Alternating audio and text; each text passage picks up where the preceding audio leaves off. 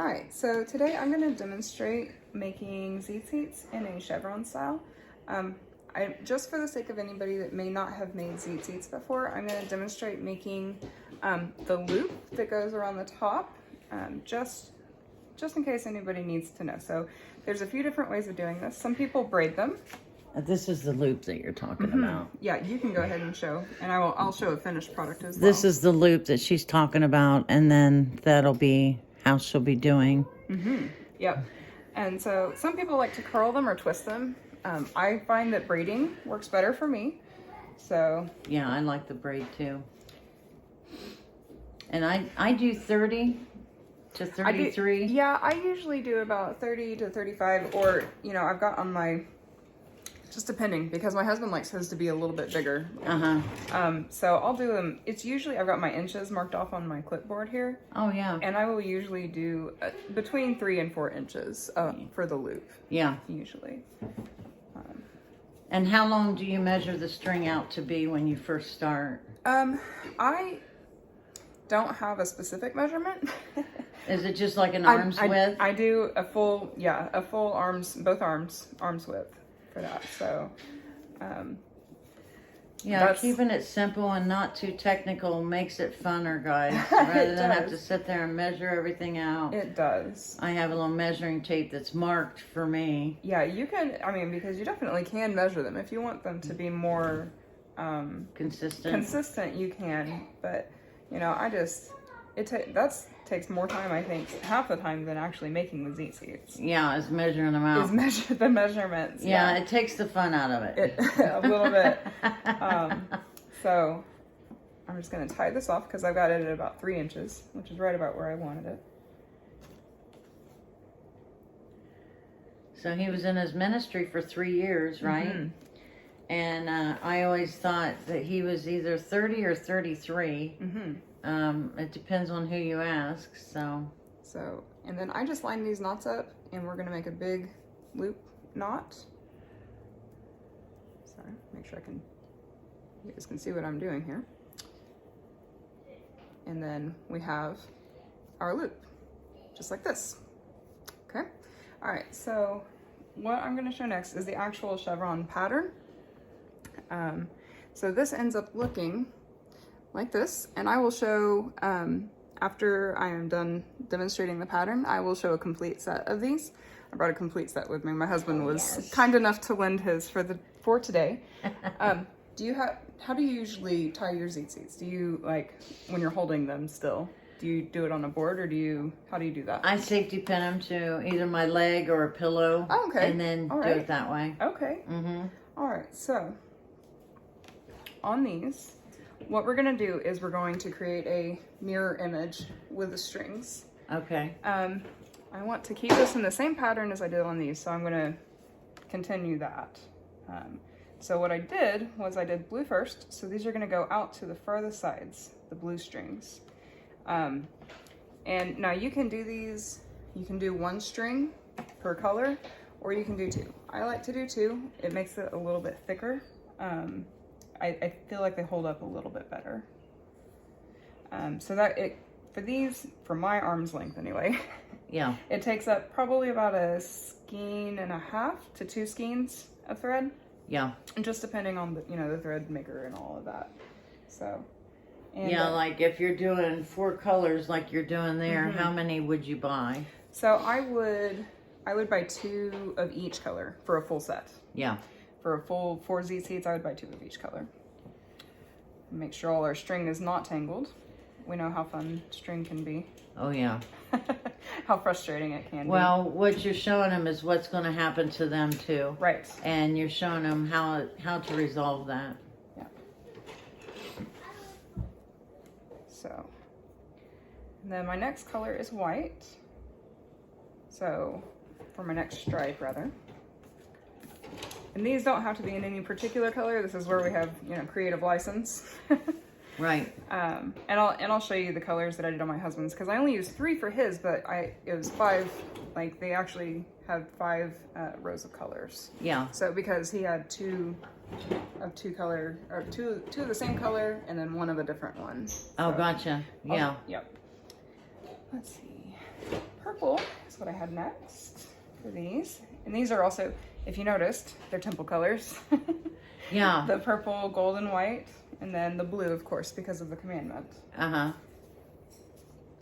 All right. And so once you have them all kind of laid out, I'm going to move this just a little bit so it can see.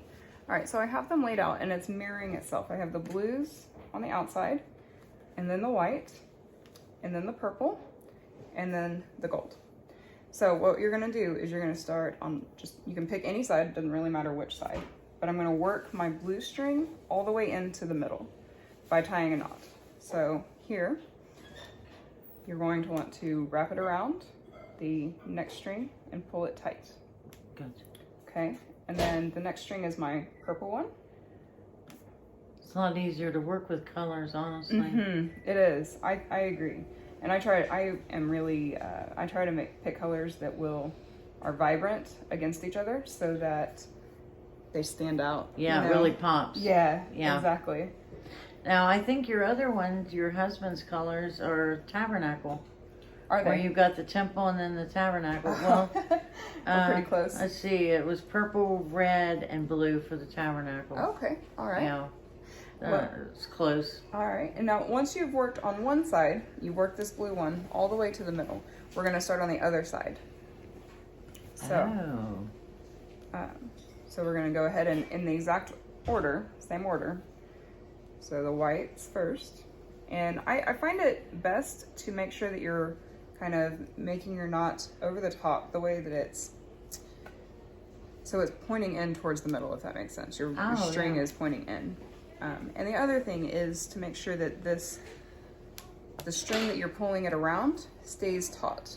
You want this to be kind of tight, because otherwise when you get to the next layer, when you start pulling on those threads, you can pull a color out and it'll switch the colors if you're not careful. So your tension, it takes a lot of practice, a little bit of practice, but your tension is really the important thing.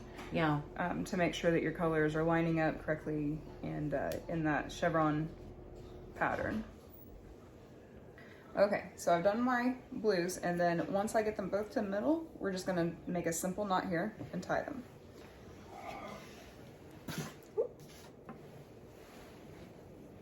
Okay. And then we're gonna start that pattern over again with the white. And we're just gonna continue for each basically like layer or stripe, I guess you could call it. You're gonna continue that pattern once. And it won't look like much right at the very beginning. It doesn't look like a whole lot of anything. But as you continue on, it does create that beautiful chevron pattern. And that's true. It's going to take a little bit of practice to get the tension down right and everything. But your first set will always mean something to you. It'll probably always be your favorite. And if you don't like wearing it, you can always use it as a bookmark. Yeah. Or, my husband hangs his off of the tuners on his guitar. Oh, yeah. He always does. That's nice. I like that idea. Yeah. If we all got guitars, we could do that. Yep.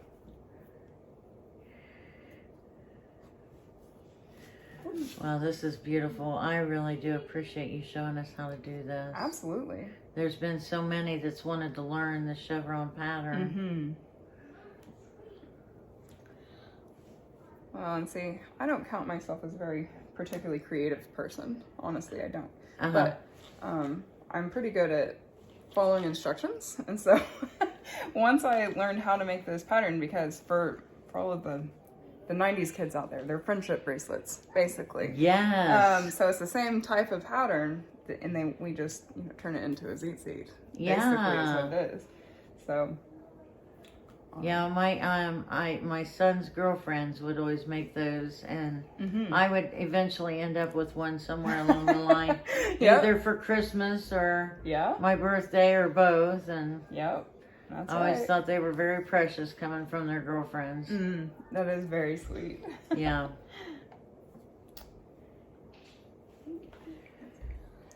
All right, so I'm working on my purple string here.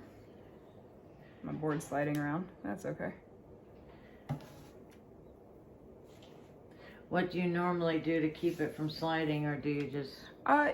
typically, I'm very similar to you. I will watch it. I'll do this while I'm watching and teaching, or if I'm just hanging out with my kids and they're watching TV. I'll sit in my recliner with my board. Oh, gotcha. Yeah. I relax. Yeah. While I'm doing it. And, Right. And pray and just having something to do with my hands. A lot of times will help me focus my thoughts as well. Yeah. So. I'm going to do this last row right here so that I can complete a full set, like a full row basically of each color. So this is the gold. This is helping, being repetitive, and I know it's helping me out by being able to watch it all the way through there. Yeah. And like I said, a lot of this is it's practice with tension, because sometimes if it's not tight enough up here, if it's loose, when you go and you move to the next line, if you pull one of these strings too hard, it'll flip it. It like flips the knot almost. I don't know how to describe it, except it flips the knot, and so the other color behind it shows up. Yeah. And that's what you don't want. And so, but you just have to you play with your strings, play with your tension, and you can work it out usually without a big deal. Right. But as always, these particular tzitzits, they take longer to make than the others.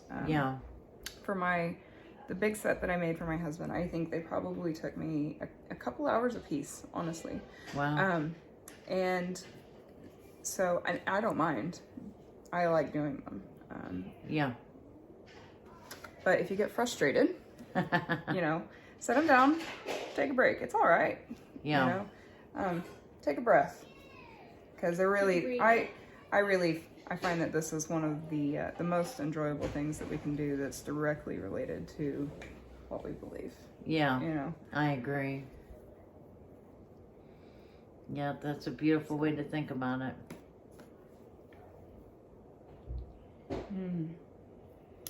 All right, so I'm just going to show what I've got here. So this is one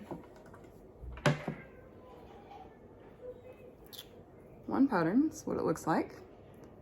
And I will go ahead and show one that I've got about 3. I think I went through about 3 different rows. So this is what that will look like. And I would probably continue this.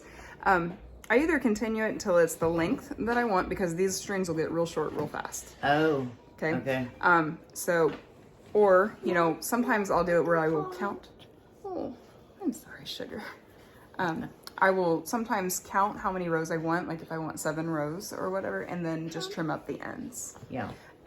Now, the way that you would finish this, I'm going to get my finished products. You have 2 cups.